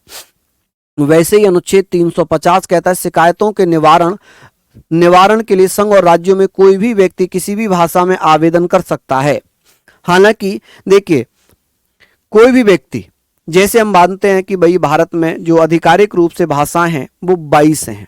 ठीक है, 22 भाषाएं हैं, लेकिन ऑफिशियल यूज में जो यूज की जाती हैं संघ में वो हिंदी और अंग्रेजी हैं। ठीक है, अब मुझे ना हिंदी आती ना अंग्रेजी आती, तो मैं अपनी मातृभाषा में भी कोई भी एप्लीकेशन लिखकर थाने में किसी भी अधिकारी को दे सकता हूं। उस अधिकारी की जिम्मेदारी है कि उसका ट्रांसलेट करवाए। क्या करवाए, ट्रांसलेट करवाए। बात आ गई सर अनुच्छेद 350A, ये इंपोर्टेंट है।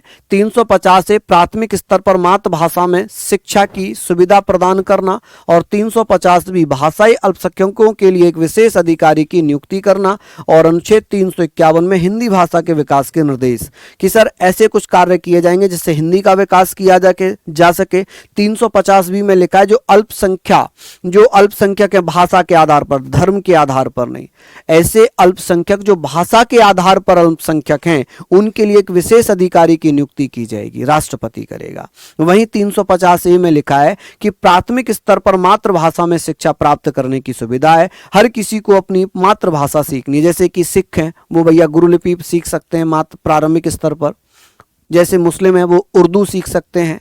ठीक है, तो हर कोई अपनी अपनी भाषा को सीखने के लिए उसका ये अधिकार है, संवैधानिक अधिकार है और अनुच्छेद 350A में दिया हुआ है। ठीक है, वही बात आ जाती है कि सर 350 के बाद हम आते हैं, यहां पर मैं बात करूंगा कि सर 3 आर्टिकल हैं, 3 आर्टिकल 352 में लिखा राष्ट्रीय आपातकाल। क्या लिखा है, राष्ट्रीय आपातकाल।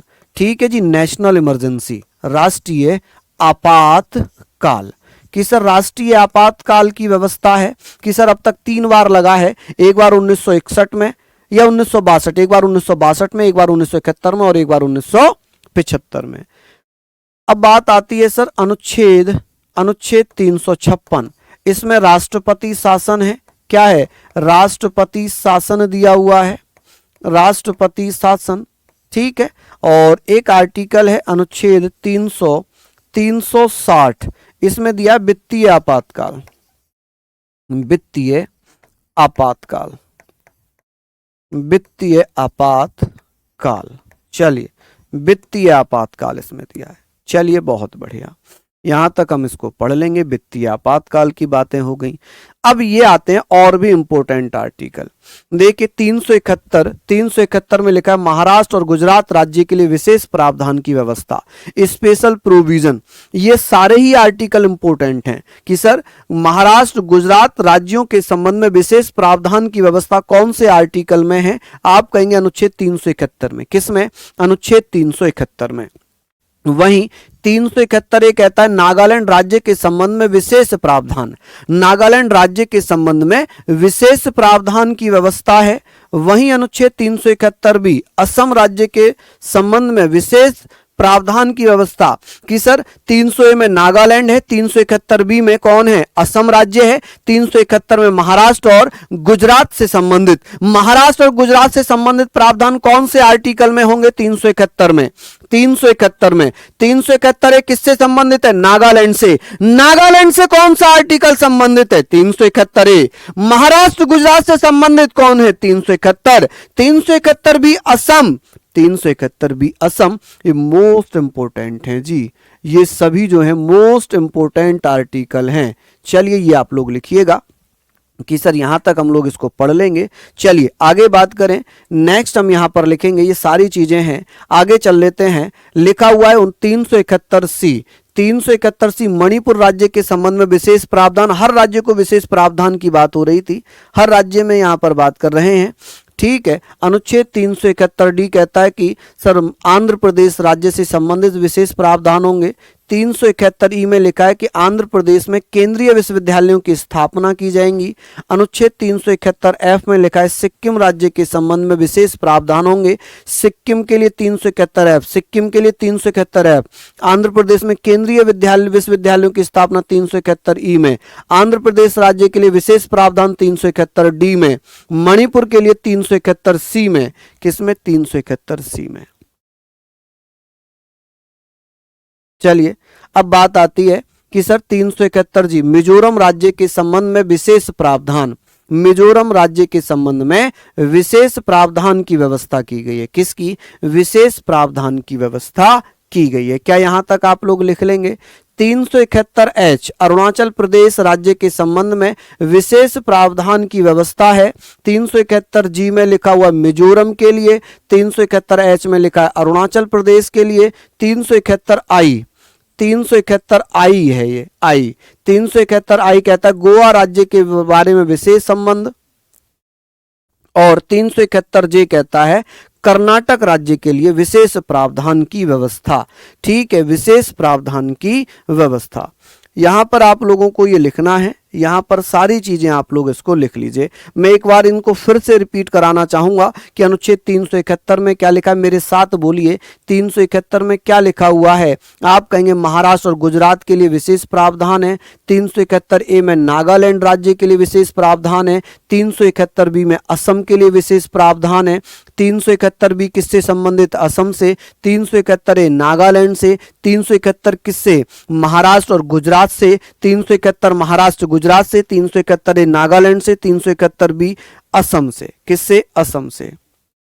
चलिए यहां पर बात करेंगे 371B मणिपुर राज्य के संबंध से संबंधित है। 371D आंध्र प्रदेश से। 371E आंध्र प्रदेश में केंद्रीय विश्वविद्यालय से। 371F सिक्किम राज्य से। किससे, सिक्किम, सिक्किम से। 371F भैया अब कहेंगे आंध्र प्रदेश से। 371E भैया आंध्र प्रदेश में विशेष प्रावधान 371D, और 371E में आंध्र प्रदेश में विश्वविद्यालय, केंद्रीय विश्वविद्यालय। 371C मणिपुर राज्य। वहीं 371G मिजोरम है। 371H अरुणाचल प्रदेश है। 371I किससे संबंधित है, गोवा से। और 371J भैया special provision with respect to the state of Karnataka. चलिए राष्ट्रपति शासन को राज्य आपातकाल कहते हैं आम भाषा में, संवैधानिक भाषा में राष्ट्रपति शासन कहते हैं, राज्य आपातकाल नहीं कहते। ठीक है, समझ गए, राष्ट्रपति शासन कहते हैं। ये वाले पॉइंट थे हमारे, यहां तक आपने लिख लिए। बताइए, ये तो हो गए हमारे क्या, ये तो हमारे हो गए भैया, क्या हो गए, तो आप कहेंगे सर ये हमारे क्या हो गए, तो आपने पढ़ लिया सर, यहां तक हमने इसको पढ़ा। ठीक है जी, ये आपने पढ़ लिए, कोई दिक्कत वाली बात। अब हम इसमें पढ़ेंगे, अब हम इसमें पढ़ लेते हैं क्या, आप कहेंगे सर यहां पर हम पढ़ेंगे अब संविधान संशोधन। संविधान संशोधन के बारे में बात करेंगे, महत्वपूर्ण संविधान संशोधन। देखिए महत्वपूर्ण संविधान संशोधन पढ़ रहे हैं, आप कहेंगे सर संविधान संशोधन, संविधान संशोधन। संशोधन। ठीक है, आप कहेंगे सर संविधान संशोधन अधिनियम 1951, जो पहला संविधान संशोधन अधिनियम 1951 था, उसके बारे में हम बात कर रहे हैं। अब आप मुझे बताइएगा कि सर इसमें क्या लिखा है। पहला प्रथम संविधान संशोधन 1951 में हुआ था और ये अंतरिम संसद द्वारा पारित किया गया था, जिसके सदस्य संवैधानिक सभा के हिस्सा के रूप में संविधान सभा का मसौदा तैयार करने का काम समाप्त कर चुके थे। ऐसे कह सकते हैं कि सर पहला संविधान संशोधन जो हुआ था वो संसद द्वारा नहीं किया गया, वो अंतरिम संसद या संविधान सभा के द्वारा किया गया, क्योंकि संविधान सभा ही अंतरिम संसद के रूप में काम कर रही है 1952 तक, क्योंकि संसद तो 1952 में बनी है ना, लोकसभा राज्यसभा। ऐसी स्थिति में कि पहले संविधान संशोधन अधिनियम ने अनुच्छेद 15, 19, 85, 87, 174, 176, 341, 342, 372, 376 में संशोधन किया। ये इतना डीप आपके में नहीं आएगा। आपके लिए जो सबसे महत्वपूर्ण होगा ना, जो सबसे महत्वपूर्ण होगा वो क्या हो जाएगा, वो हो जाएगा यहाँ पर कि सर कानून की रक्षा के लिए संपत्ति अधिग्रहण की व्यवस्था की गई। और संपत्ति अधिग्रहण ये कौन सी अनुसूची में जोड़ी गई, ये अनुसूची 9। आप कहेंगे सर अनुसूची 9, इसमें लिखा है क्या कहीं भी, ये है कि सर अनुसूची 9 जोड़ी गई। यहाँ पर अनुसूची 9 जोड़ी गई, इसमें अनुच्छेद 31 के बाद 31A और 31B जोड़े गए। 31A और 31B जोड़े गए कि इसमें अन्य कानूनों को न्यायिक समीक्षा से बचाने के लिए, यानी कि अनुच्छेद 31A 31B जोड़े गए। अनुसूची 9 जो है, जो भूमि सुधार से संबंधित है, किससे, अनुसूची 9 किससे संबंधित है, भूमि सुधारों से संबंधित है। इसमें भैया ऐसे कानून दिए गए जिन्हें कोर्ट में चैलेंज नहीं कर सकते। वहीं 7वां संविधान संशोधन 1956 है, जिसमें कहा गया कि इसमें क ख ग घ श्रेणियों से पहले, मैंने कराया था ना 7वां संविधान संशोधन आपको, इसमें पहले चले आ रहे राज्यों के वर्गीकरण को समाप्त कर दिया और पूरे भारत को 14 राज्य और 6 संघ राज्य क्षेत्रों में विभाजित कर दिया। कि सर 7वां संविधान संशोधन राज्य पुनर्गठन आयोग की सिफारिशों को मानकर 14 राज्य और 6 केंद्र शासित प्रदेश बनाए, जबकि राज्य पुनर्गठन आयोग की सिफारिश थी कि 16 राज्य और 3 केंद्र शासित प्रदेश बनाए जाएं। टाइम हो गया, क्या टाइम हो गया, कोई बात नहीं भैया, अभी कोई क्लास थोड़ी है आपकी, बताइए इसमें कोई क्लास है आपकी। नेक्स्ट है कि सर 15वां संविधान संशोधन 1963, इसके द्वारा उच्च न्यायालयों की अधिकारिता में वृद्धि की गई और उच्च न्यायालय के न्यायाधीशों की सेवानिवृत्ति को 60 वर्ष से 62 वर्ष कर दिया। हमने पढ़ना है, ये वाला इंपॉर्टेंट है, ये वाला हमने पढ़ना है, हमने ये वाली बातें करनी है कि सर ये बताइए कि हाई कोर्ट के न्यायाधीशों की रिटायरमेंट एज 60 वर्ष से बढ़ाकर 62 वर्ष कर दी गई। कितनी कर दी गई, 62 वर्ष कर दी गई 15वें संविधान संशोधन के द्वारा। 15वां संविधान संशोधन 1963 में हुआ, जिसमें एक नया अनुच्छेद जोड़ा गया 324 का जोड़कर उच्च न्यायालय में जो रिटायर्ड न्यायाधीश थे, जो सेवानिवृत्त न्यायाधीश थे, उनकी नियुक्ति की व्यवस्था की गई। और इसी में 326 का में एक नया खंड जोड़ा गया, खंड 324A या 324(1) का, जिसके अनुसार उच्च न्यायालय किसी सरकारी प्राधिकारी या व्यक्ति के विरुद्ध रिट जारी कर सकते थे। ठीक है, जहां इंपोर्टेंट होगा मैं जरूर लिखूंगा, ये वाला इंपोर्टेंट है, ये वाला कि सर ये वाला ध्यान रखना कि किसके द्वारा हाई कोर्ट के जजेस की जो रिटायरमेंट एज है वो बढ़ा दी गई थी। ठीक है, इसको अगर आप ना भी करो तो कोई समस्या वाली बात नहीं है ना, इसको अगर आप ना भी करो तो कोई समस्या वाली बात नहीं है। 21वां संविधान संशोधन अधिनियम 1967, इसमें कहा कि संविधान की 8वीं अनुसूची में सिंधी भाषा को 15वीं भाषा के रूप में शामिल किया गया। कि सर 15वीं भाषा कौन सी बनी थी, हमारा ओरिजिनल संविधान था, और ओरिजिनल संविधान में क्या था, ओरिजिनल संविधान में क्या लिखा हुआ था, तो ये सारी बातें आप पढ़ लेना। देखिए यूपी जीके का प्रैक्टिस सेट चला, कोई बात नहीं, आप वो प्रैक्टिस सेट ले लीजिए, इस क्लास को आप रिकॉर्डेड फॉर्म में देख लीजिएगा। जब आपकी वो क्लास खत्म हो जाए तो ये क्लास आपकी अपलोड हो जाएगी एप्लीकेशन पर, और इस क्लास को आप बाद में देख लीजिएगा। अभी आप प्रैक्टिस सेट कर लो, है ना, मैं खुद कह रहा हूं कि आप मेरी क्लास छोड़कर पहले प्रैक्टिस सेट कर लो, इसको बाद में देख लेना, कोई बहुत बड़ी बात नहीं है। या प्रैक्टिस सेट बाद में देख लेना, इसे देख लो, दोनों में से एक क्लास लाइव देख लो, कोई इशू नहीं है, इसमें कोई इशू नहीं है। नेक्स्ट है 31वां संविधान संशोधन अधिनियम 1973, इसमें अनुच्छेद 81 में संशोधन करके लोकसभा सदस्यों की संख्या 525 से 545 कर दी गई, एवं एवं केंद्र शासित प्रदेशों की सीट 25 से घटाकर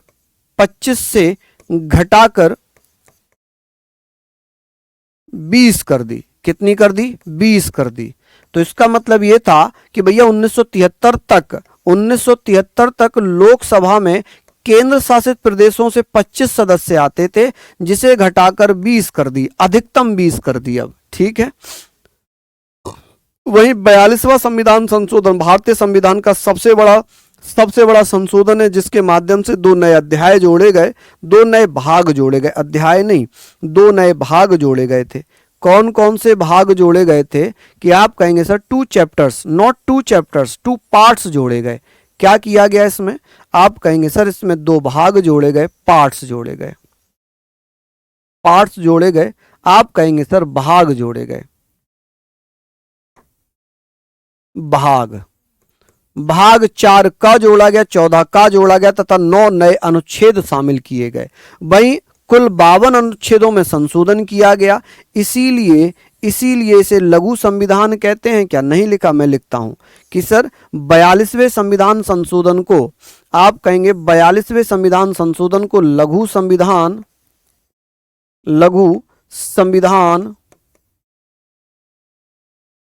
संविधान या मिनी कॉन्स्टिट्यूशन कहते हैं। क्या कहते हैं?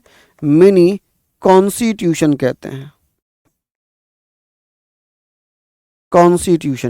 ठीक है। सबसे बड़ा संविधान संशोधन है ये। आगे बात करेंगे, संविधान की उद्देशिका में 3 शब्द जोड़े गए थे, पंथ निरपेक्ष, समाजवादी और अखंडता। कि सर प्रस्तावना में पहली बार संशोधन हुआ, जिसमें 3 नए शब्द जोड़े गए थे। एक तो उद्देशिका था, एक पंथ निरपेक्ष था। जो उद्देशिका है, प्रस्तावना है, उसमें 3 नए शब्द जुड़े। कौन सा? पंथ निरपेक्ष, समाजवादी और अखंडता। ठीक है जी, ये सारी चीजें हमने जोड़ दी। आगे बात करें, नीति निदेशक तत्वों में 3 नए निदेशक तत्वों को शामिल किया गया। 3 new directive principle were included in policy directive principles. आप कहेंगे सर राज्य के नीति निदेशक सिद्धांतों में 3, हालांकि 4 जोड़े गए थे। 4 में कौन कौन से थे? ठीक है, 4 में कौन कौन से थे? जिसे जो 39F है उसको इसमें शामिल नहीं माना जाता है, जबकि 4 जोड़े थे।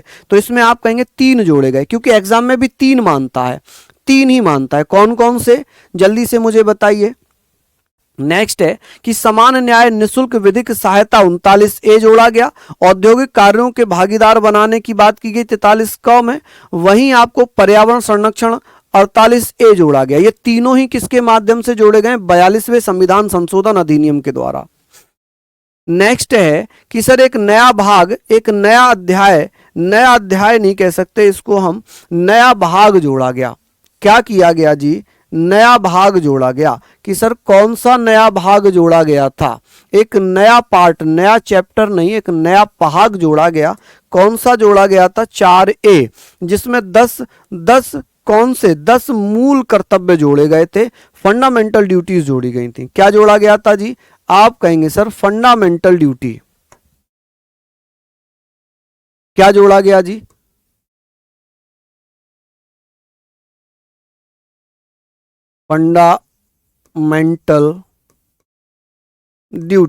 फंडामेंटल ड्यूटीज जोड़ी गई। 74 में यह व्यवस्था की गई, राष्ट्रपति मंत्री परिषद की सलाह मानने के लिए बाध्य होगा।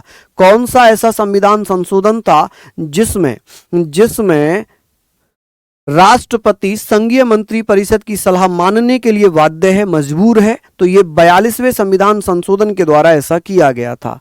वहीं वन संपदा, शिक्षा, जनसंख्या नियंत्रण तथा परिवार नियोजन, जीवों पक्षियों की सुरक्षा, बाढ़ तथा माप आदि नियम विषयों को समवर्ती सूची के अंतर्गत शामिल किया गया। 52 में अनुच्छेद 85वां संविधान संशोधन है। 52वां संविधान संशोधन 1985 में इसमें कहा गया कि अनुच्छेद 101, 102, 190, 191 में संशोधन करके संविधान की 10वीं अनुसूची को जोड़कर दल बदलने पर रोक लगा दी कि सर कोई भी विधायक या सांसद अपनी पार्टी छोड़कर दूसरी पार्टी में जाता है तो भैया उसकी सदस्यता रद्द कर दी जाएगी। क्या कर दिया जाएगा? सदस्यता रद्द कर दी जाएगी। ठीक है। नेक्स्ट है 61वां संविधान संशोधन अधिनियम 1988। इसमें लिखा है कि अनुच्छेद 326 में संशोधन करके लोकसभा तथा राज्य विधानसभाओं के चुनाव में मतदान की आयु 21 वर्ष से घटाकर 18 वर्ष कर दी थी। लेकिन इसे लागू कब किया गया था? इसे लागू किया गया था 1989 में। इसीलिए इसे बहुत सारी जगहों पर 1989 बताया गया है। क्या बताया है? 1989। हाथ से लिखवाऊं ये अंजलि मेरी बहन, अगर हाथ से लिखवाऊंगा तो 7-8 घंटे में भी खत्म नहीं होगी क्लास। चलिए, पीडीएफ मिल जाएगी। मैंने तो स्टार्टिंग में कहा कि मैं केवल रिवीजन करा रहा हूं। ये मैंने आपको क्लासेस में करवा रखे हैं, रिवीजन मात्र करा रहा हूं। तो इसमें हम पढ़ेंगे कि सर 69वां संविधान संशोधन 1991, इसमें 2 नए अनुच्छेद जोड़े गए। 239 का 239 खा जोड़कर राज्य के जिनके अंतर्गत संघ राज्य क्षेत्र दिल्ली को विशेष दर्जा प्रदान किया गया, उसका नाम राष्ट्रीय राजधानी क्षेत्र रखा गया। ठीक है। अनुच्छेद 239A 239B कब जोड़े गए थे? ये जोड़े गए थे 69वें संविधान संशोधन अधिनियम 1991 में। इसमें क्या कहा गया? इसमें क्या कहा गया? इसमें कहा गया कि the constitution under which the union territory of Delhi was given special status and it was named national capital territory of India. Next है दिल्ली के लिए 70 सदस्यों की एक विधानसभा तथा 7 सदस्य मंत्री परिषद का गठन किया गया कि सर दिल्ली में एक विधानसभा होगी जिसमें 7 मंत्री बन सकते हैं, जिसमें 7 मंत्री बन सकते हैं।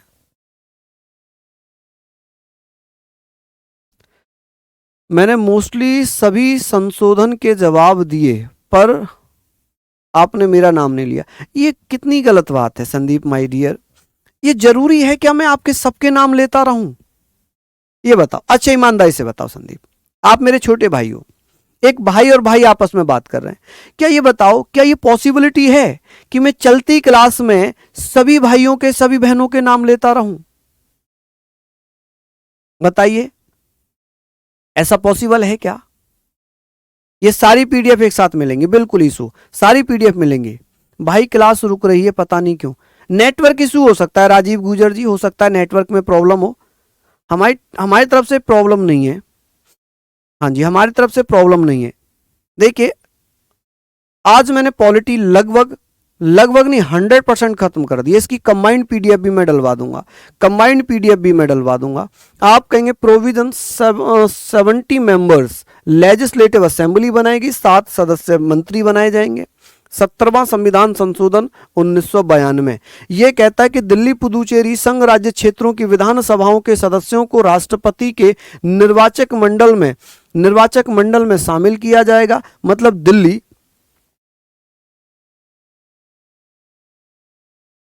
बिल्कुल रिंकू जी, प्रियंका कह रही आज मेरा बर्थडे। अरे वाह, मेरी प्यारी बहन को जन्मदिन की हार्दिक शुभकामनाएं बहन। आप नई ऊंचाइयों पर जाएं और हर उस मुकाम को हासिल करें जिसके लिए आपने दिन रात मेहनत की है, आपके माँ बाप ने मेहनत की है।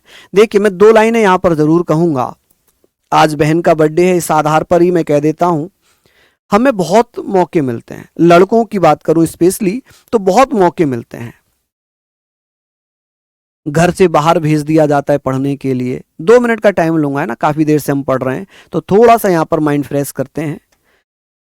देखिए, होता क्या है, जर्नली हम जो है, हमें मौके मिल जाते हैं, हम बाहर चले जाते हैं पढ़ने के लिए, बाहर रूम लेकर हम पढ़ सकते हैं। लेकिन शायद इतने मौके हमारी बहनों को नहीं मिल पाते हैं। अगर हमारे माँ बाप हमारी बहनों को पढ़ने के लिए बाहर भेज भी दें तो हमारे गांव वाले, हमारी सोसाइटी वाले, आस पड़ोस के लोग, ये बनाएगा प्रधानमंत्री, ये बनाएगा इसे IAS IPS, देख रहा अपनी जवान लड़की को बाहर भेज दिया, अपनी जवान लड़की को इसने जो है बाहर भेज रखा है, पढ़ थोड़ी रही होगी वो, घूम रही, मैंने देखी एक दिन घूम रही किसी के संग, हे बहना किसी के संग घूम रही, हे बहना करके जिसने सुन लिया, अब उसने भैया पूरे गांव में फैला दी, पूरे गांव में फैला दी। वो बेचारी लड़की जो पढ़ने के पर्पस से गई थी, वो कहीं नहीं घूम रही थी, वो पढ़ रही थी, लेकिन आस पड़ोस के लोगों ने झूठे लालछन लगा दिए और उसके मां बाप को मजबूरन उस लड़की को घर पर बुलाना पड़ता है। पढ़ाई बंद, पढ़ाई बंद हो गई। फिर क्या अफवाह चले, हे उसके मां बाप ने पता क्यों बुलाई, घूम रही, पढ़ थोड़ी रही, देख ली उसने किसी के संग, ऐसे ऐसे लांछन लगाए जाते हैं।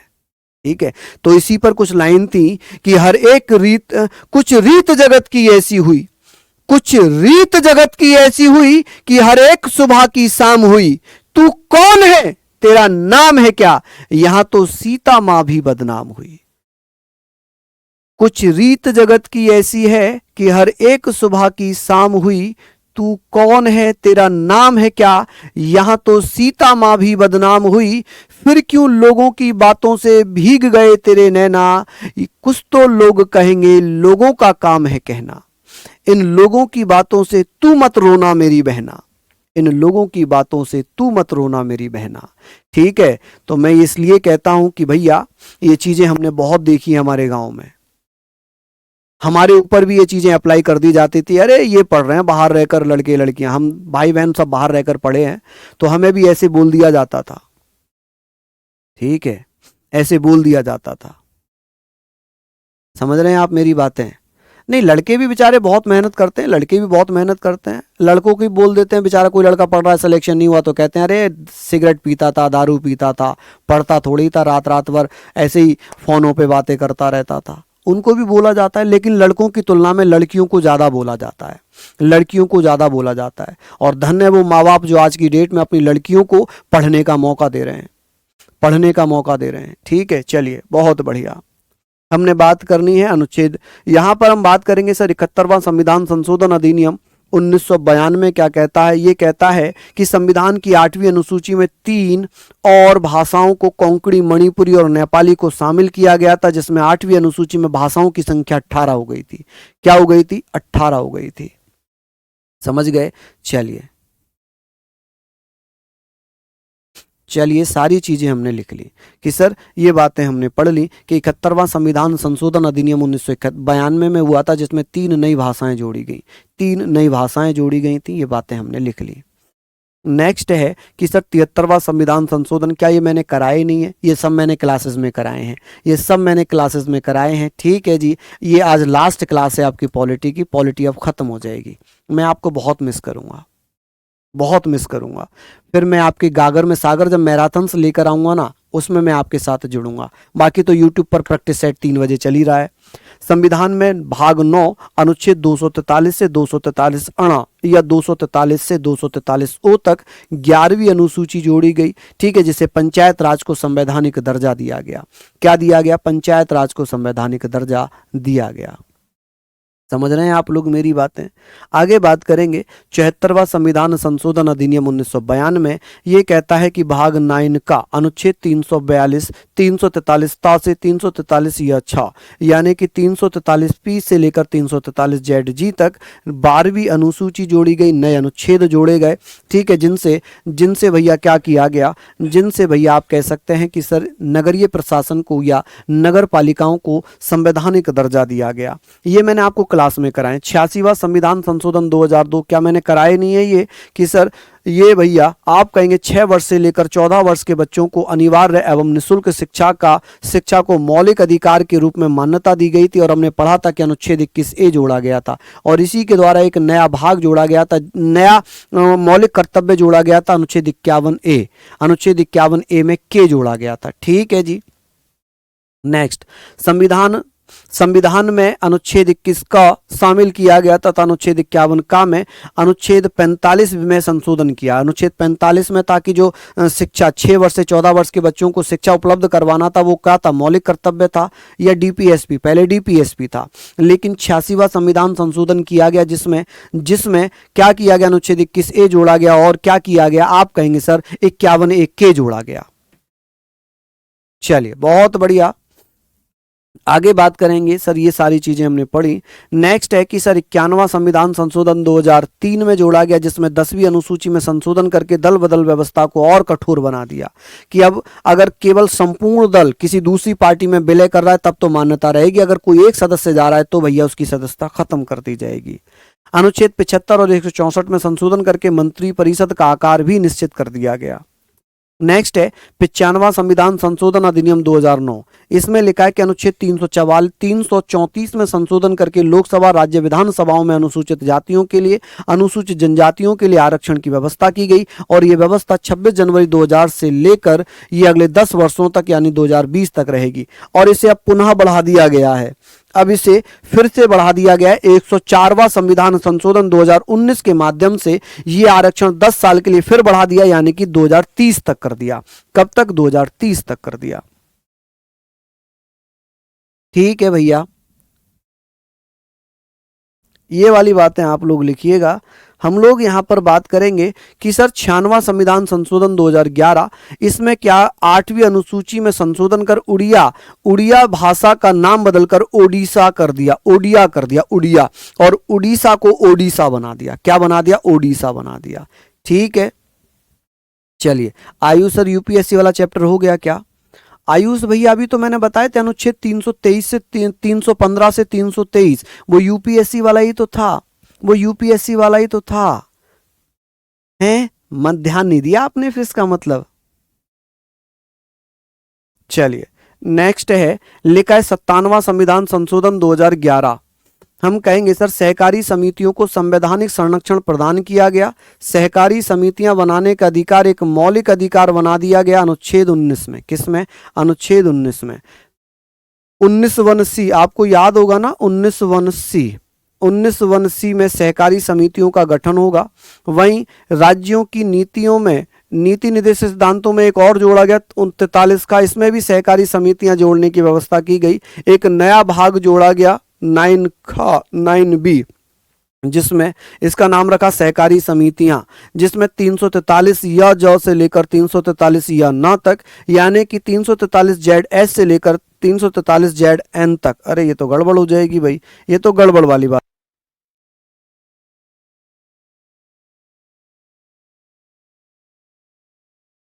चलिए, नहीं मैं क्यों गुस्सा होऊंगा जी, मैं क्यों गुस्सा होऊंगा, मैं गुस्सा क्यों हो जाऊंगा जी? बताओ आप लोग, मैं क्यों गुस्सा हो जाऊंगा? आप यहां पर बताना, मुझे जल्दी से बताइए।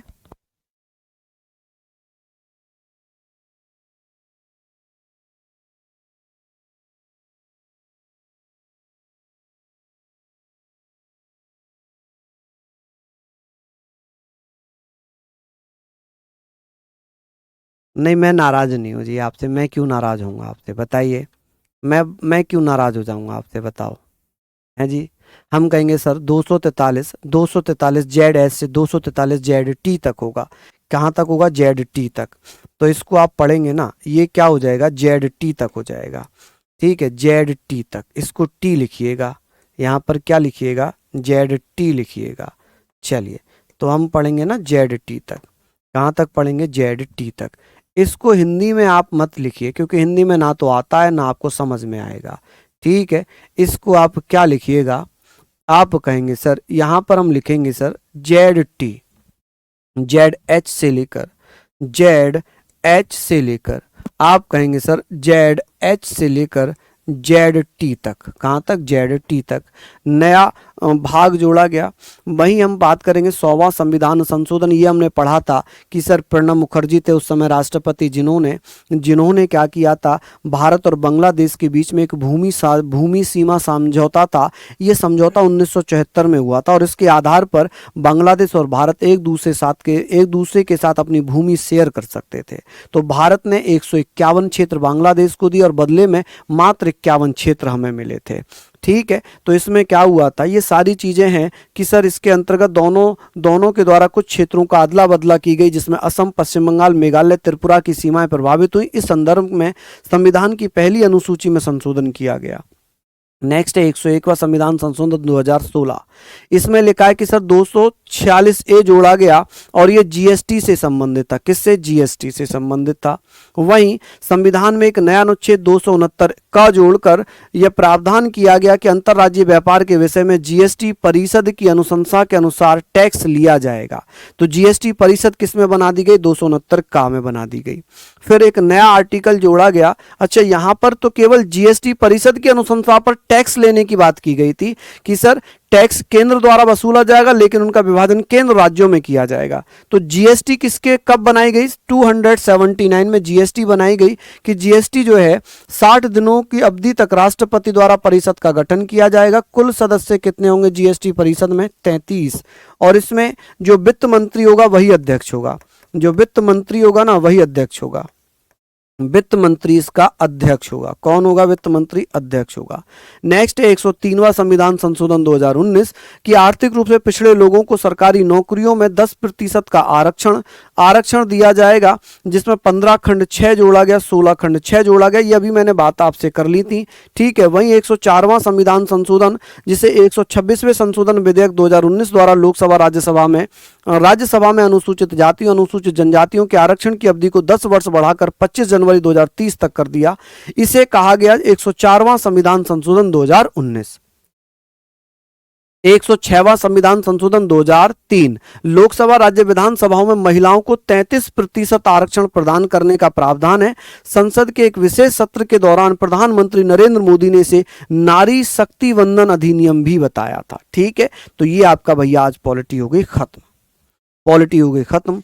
अब आप लोगों की बहुत याद आएगी, बहुत मिस करूंगा मैं आप लोगों को, और मैं चाहूँगा कि आप सम्मान समारोह में जब आएँ तो अपना विशेष जो अनुभव है वो ज़रूर शेयर करें कि भाई आपको पॉलिटी कैसी लगी, मज़ा आया आपको पढ़ने में, ठीक है। हालांकि आपका पूरा यहाँ पर मैंने कंप्लीट करा दिया, ठीक है जी। चलिए, तो बहुत बढ़िया, सारी चीज़ें हम लोगों ने ये पढ़ी हैं। अब एक बार इसको रिवाइज कर लीजिएगा, पढ़ लीजिएगा घर पर। मैं ये कह रहा हूं कि अगर ये 1.5-2 घंटे की क्लास भी आपने कर ली तो ये आपकी पूरी पॉलिटी का रिवीजन करा देगी, अब प्रैक्टिस सेट में मुलाकात हुआ करेगी आपसे, ठीक है।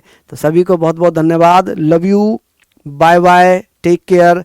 बहुत इमोशनल पल है ये कि अब आप लोगों से मुलाकात सिर्फ यूट्यूब पर होगी। आपको बहुत मिस करूंगा। एक टीचर जब बच्चों को पढ़ाता है ना, जिस बैच को पढ़ाता है उस बैच से एक कनेक्शन हो जाता है, एक अटैचमेंट हो जाती है। ऐसा लगता है कि जब कल ये समय होगा तो लगेगा कि मेरे बच्चे, मेरे भाई बहन मेरा इंतजार कर रहे होंगे। लेकिन आप लोग यूट्यूब पर 3 बजे जरूर मेरे साथ आया करना डेली, है ना। 3 बजे जरूर मेरे साथ जुड़ा करना, उसमें मैं आपको प्रैक्टिस जरूर कराऊंगा। सबको बहुत बहुत प्यार, आभार, अभिनंदन। आपने इतना सम्मान, इतना प्यार दिया, उसके लिए दिल से थैंक यू। और कुछ इमोशनल पल है तो bye bye, love you all. सभी बहनों को, सभी भाइयों को बहुत दिल से प्यार, आशीर्वाद, शुभकामनाएं। अब यूट्यूब पर मिलेंगे और फिर गागर में सागर में मिलेंगे, ठीक है। बाय बाय मेरे बच्चों, मेरे भाई, मेरी बहन। जय हिंद, जय भारत।